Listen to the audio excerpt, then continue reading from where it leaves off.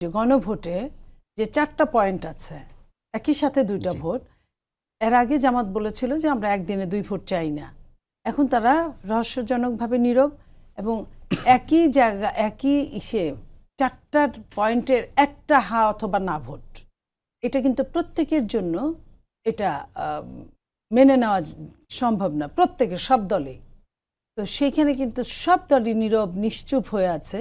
এই জিনিসগুলো কিন্তু অনেকের কাছে ব্যাকআপ্পা লাগছে, সাধারণ মানুষের সরকারও কাছে। প্রচারণা চালাবে বলে এখন পর্যন্ত গণভোট নিয়ে সেভাবে প্রচারণা শুরু কোনো করেনি। প্রচারণা শুরু করেনি। তো সেইখানে আপনি দেখেন এনসিপি গণভোটে সিগনেচারই করেনি, পক্ষে কথা বলছে। জিনিসগুলো কেমন এলোমেলো অগোছালো লাগছে না, যে যারা এত আন্দোলন করলো তাদের জন্য এই গণভোটের ব্যবস্থা, অথচ তারা এখন পর্যন্ত সিগনেচার করে নাই। কিন্তু তারা জুলাই সনদের কথা জুলাই সনদের কথা, জুলাই সনদটাই তো আপনার পরবর্তীতে এই গণভোটটায় আসছে, যেটাই সিগনেচার করা হয়েছিল সব দল মিলে, প্রায় অনেকটি দল 30টার মতো। সেটাই কিন্তু সরকার কিন্তু সেটা ঘোষণা দেয় নাই, সরকার আলাদা পেপার ঘোষণা দিয়েছে। সেইখানে বিএনপি সহ আরও অনেক দলেরই আপনার অভিযোগ ছিল, কিন্তু সেখানেও সবাই চুপচাপ।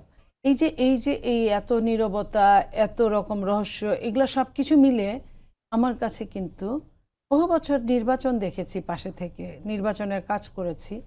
আমার কাছে এইবারের নির্বাচনটা একটু কেমন যেন মনে হচ্ছে।